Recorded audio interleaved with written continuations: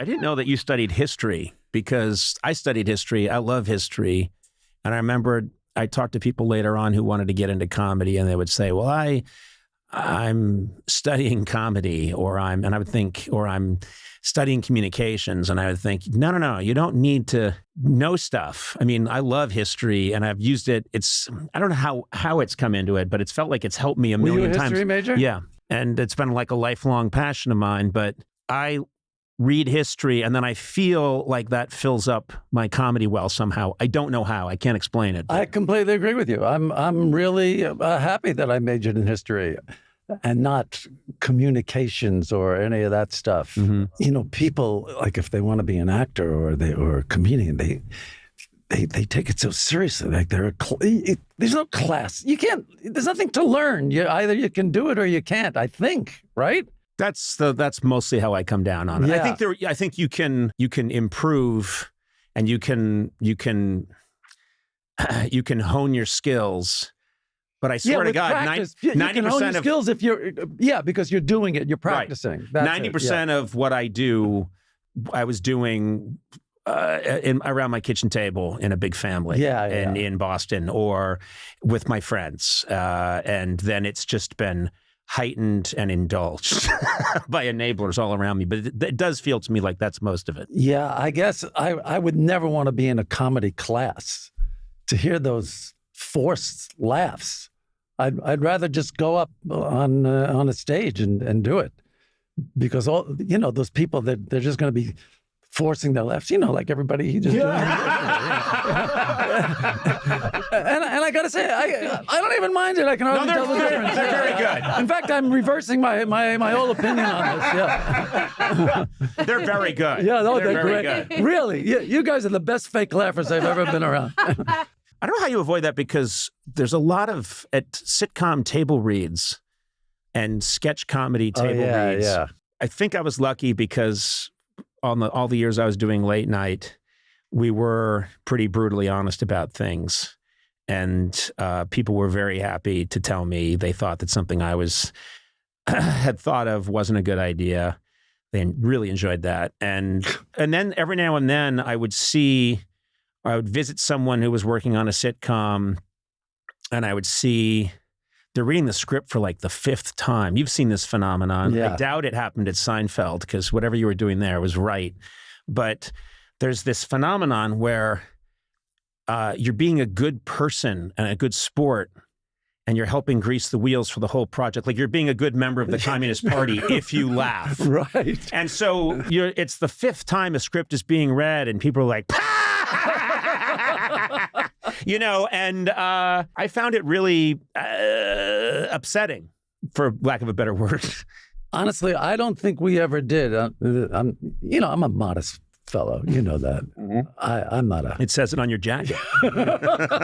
I'm not a braggart. No. There's no braggadocio. No, I don't go on about myself. Not at all. But I don't think we ever did like a second read through.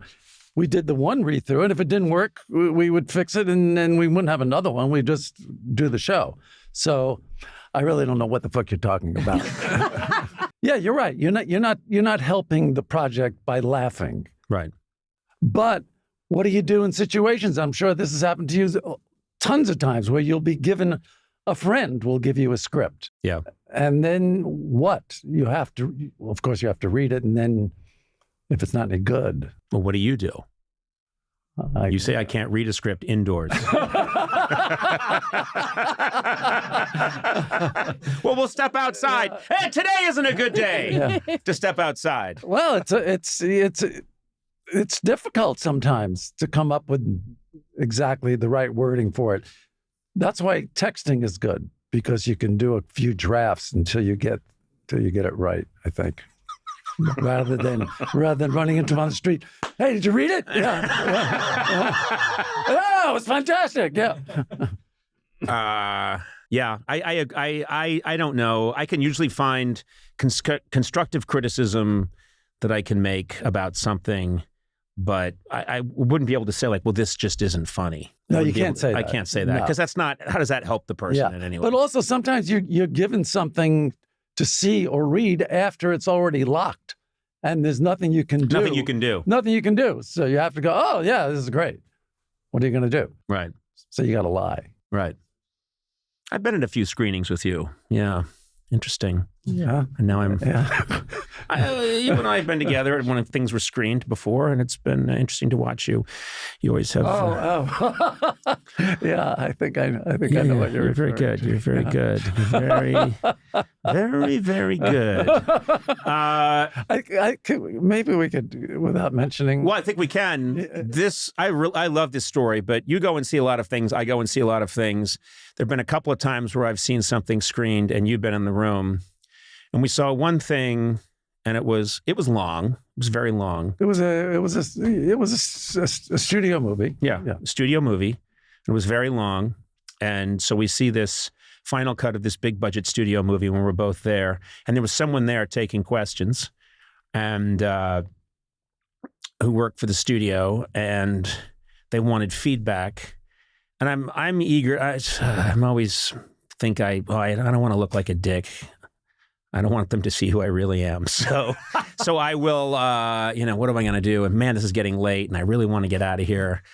And you did this thing where the thing ends, lights come up, and you immediately shot your hand up and you said... No, wait, but there were a couple of questions before I did that. Yes, one or two questions. Yeah. But you shot your hand up and you said, I have one question and then I've got to go. And as you asked a quick question, and as you were asking it, you were putting your down jacket on. You put your down, and so you said, I've got one question, and then I have to go. And I'm looking at you. And I looked at him. We made eye contact. And I saw the admiration and envy. Okay. So anyway, he's the studio person's answering the question as you leave, and you go, I think you're right. That's a good point. And you're like, bye, and you left.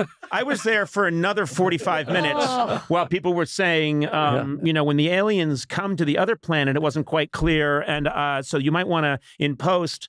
And so I was, I leave, and the next morning I wake up, and my phone is right by my bed. And I turned it on, and there's a text from Larry, and it says, quote, I have one question, and then I have to go, quote. And then it says, how fucking genius was that? Exclamation point, question mark. And then it says, you must have been so jealous. So the next morning, you knew. You went to bed that night with your covers tucked under your chin, thinking, I made O'Brien, I left him in the dirt. I have to say. It was such a proud moment for you. Yeah, I was so thrilled with it because it was so brilliant. Yeah, it was just such a great move.